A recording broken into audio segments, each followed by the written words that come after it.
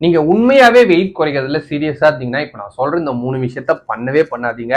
கண்டிப்பா இது பண்றதுனால உங்களுக்கு வெயிட்டே வந்து நல்லா குறையாது. என்னன்றதை தெரிஞ்சுக்கிறதுக்கு முன்னாடி நீங்க யாருன்னா என்னோட ட்ரையல் வெயிட் லாஸ் ப்ரோக்ராம்ல ஜாயின் பண்ணி வெயிட் லாஸ் பண்ணணும்னு நினைச்சீங்கன்னா கீழே தெரியுற வாட்ஸ்அப் நம்பரை கான்டாக்ட் பண்ணுங்க. அதே மாதிரி இந்த மாதிரி யூஸ்ஃபுல் வீடியோஸ்க்கு மறக்காம என்ன ஃபாலோ பண்ணிக்கோங்க. ஃபர்ஸ்ட் நீங்க பண்ணவே கூடாது வேகமா வந்து வெயிட்டை வந்து குறைச்சே ஆகணும் அப்படின்னு வந்து எந்த ஒரு விஷயத்தையும் வந்து பண்ணாதுங்க. ஏன் இதை நான் சொல்றேன்னா கண்டிப்பா வேகமா எப்பயுமே வந்து உங்களால வெயிட் குறைச்சிட்டே வந்து இருக்க முடியாது. அப்படி வேகமா குறைக்கிற வெயிட் வந்து கரெக்டான வெயிட்டாவே வந்து இருக்காது. யார் யாரெல்லாம் வந்து வேகமா குறைக்கிறாங்களோ அவங்க மறுபடியும் வந்து அந்த வெயிட்டை வந்து கெயின் பண்ணிடுவாங்க. ஸோ குயிக்கா சீக்கிரமா வந்து வெயிட்டை குறைக்கணும் அப்படின்றத மட்டும் யாருமே வந்து பண்ணாதீங்க. செகண்ட், வெயிட் வந்து குறைச்சே ஆகணும் அப்படின்னு சொல்லிட்டு ஃபாஸ்டிங் அப்படின்ற பேர்ல சாப்பிடவே மாட்டாங்க. சிலர் உண்மையாவே சாப்பாட்டை வந்து ஸ்கிப் வந்து பண்ணுவாங்க. அப்படி பண்றதுனால நீங்க நினைச்சுக்கிறது என்னமோ வெயிட் வந்து குறைஞ்சிடும் அப்படின்னு.